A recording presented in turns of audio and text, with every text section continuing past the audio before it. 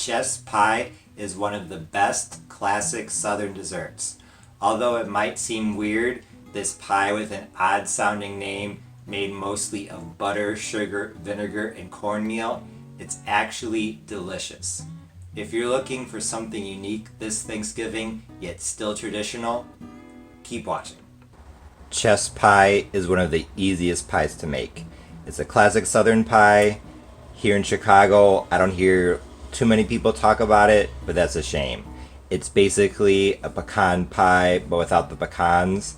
And another characteristic of chess pie is that it has a bit of cornmeal. The cornmeal rises to the top and forms a nice crust, so you have a very nice texture contrast.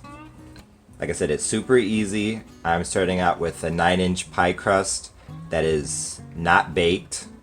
You could use your own or you could use my recipe. The link will be down below.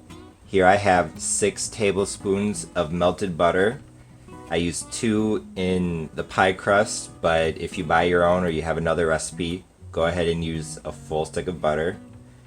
To the 6 tablespoons of melted butter, I'm going to add 1.5 cups of white sugar, 315 grams, 3 eggs,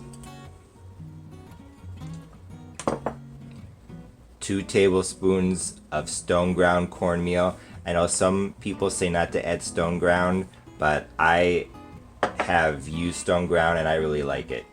I'm going to add 1 teaspoon of vanilla, 1/8 of a teaspoon of salt, and 1 tablespoon of white vinegar.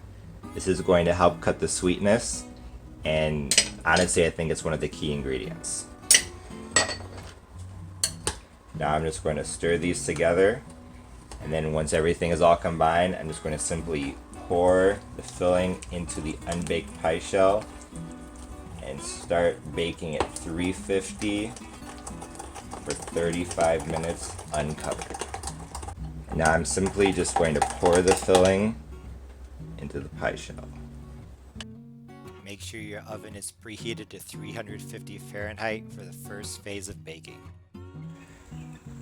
So I just took my chess pie out of the oven. It was in at 350 uncovered for 35 minutes, and then I lowered the oven temperature to 325. I literally just put a piece of foil on top very loosely and baked covered for another 25 minutes. It's puffed up a little bit. As it cools, it will sink back down. Can't wait to dig in later. Once this chess pie had had enough time to cool down, it was time to dig in. But before talking about the pie's taste, I must say that from an aesthetic standpoint, it was definitely a very beautiful pie. This chess pie with cornmeal was absolutely delicious. I know that to a lot of people, a pie made of sugar, vinegar, and cornmeal is going to sound very weird, but trust me, it's really, really good. Just like with my layer cake videos, you can't taste the vinegar at all. In this chess pie, the vinegar just helps to cut down on the sweetness since there's a lot of sugar. The cornmeal probably seems like an equally odd ingredient. Although it definitely doesn't taste bad or even weird, I think that the cornmeal in this chess pie is more for the texture. Just like as in pecan pie, the cornmeal rises to the top of the filling during the baking process and helps to form a crust. I'm pretty sure I've seen some chess pie recipes calling for flour instead of cornmeal. So if you're worried that it's going to be gritty, especially if you use stone ground cornmeal, I honestly think it would be okay. Furthermore, I honestly think it would be okay without the cornmeal or the flour, but then it wouldn't really be a chess pie because it wouldn't have as much of a crunchy top. If you're not familiar with traditional southern food, you're probably just going to have to trust me on this and make this pie and try it for yourself. In fact, this is just a basic chess pie recipe. There are a lot of variations. I already have a chocolate chess pie recipe on my channel from last year, and that one doesn't call for cornmeal or flour. And I've also seen lemon chess pies, orange chess pies, grapefruit chess pies, as well as coconut chess pies, which will probably be my next recipe, hint hint. Like I already stated, some chess pie recipes call for flour instead of cornmeal, and some call for some sort of milk as well. Chess pie recipe variations are endless.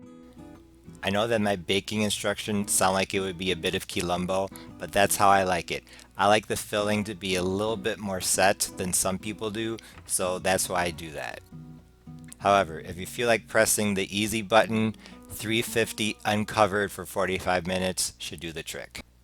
By this point, you're probably wondering how chess pie got its name, since it's not related to the game of chess in any way.